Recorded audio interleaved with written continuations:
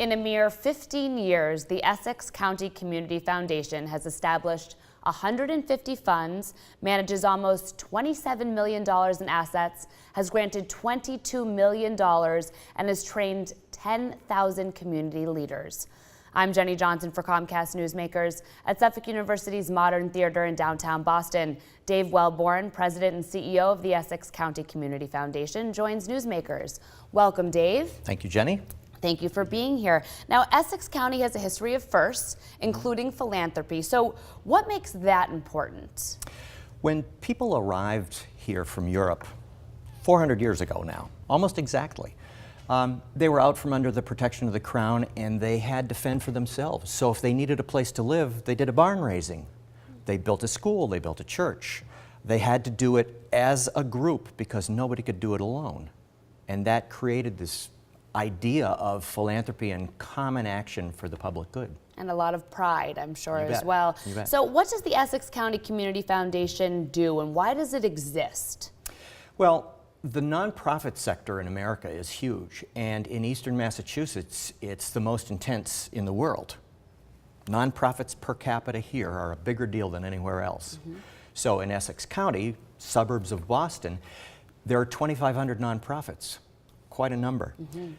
When people create a nonprofit, they don't necessarily know how to run a small business. They've got something in their heart that's a social cause that they want to pursue. So community foundations created to help them raise money, help them run that small business, nonprofit though it is, really well so that donors have confidence in it. So you mentioned a little bit about it. What kind of support does the ECCF offer to nonprofits? Well, the traditional use for community foundation is as grantor.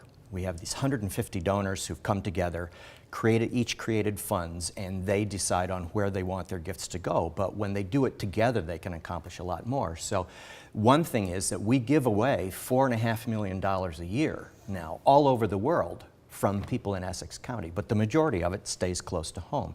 At the same time, we teach those nonprofits how to use it.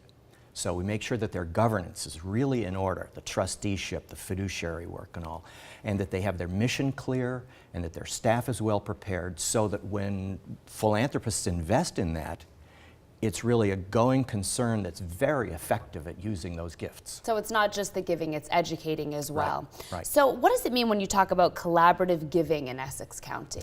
Well, having 150 funds working together, or having a bunch of foundations working with us as a foundation to tackle something big that none of us can do separately.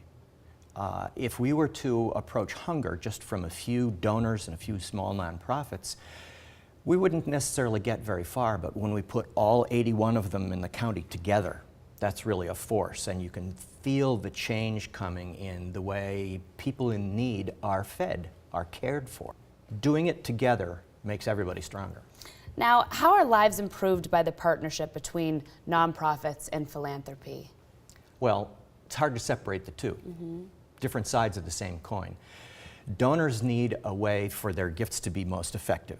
Nonprofits need resources in order to be able to stop domestic violence or save a colonial farm for green forever, that sort of thing. So only when they come together does the magic really happen. And that's why in a place like Essex County where there are so many nonprofits and so much philanthropy going on, it really is it's 16% of the economy. And it's a major force in quality of life. Well, thanks for sharing some of this with us today. Thank you. Thanks for watching Comcast Newsmakers. I'm Jenny Johnson.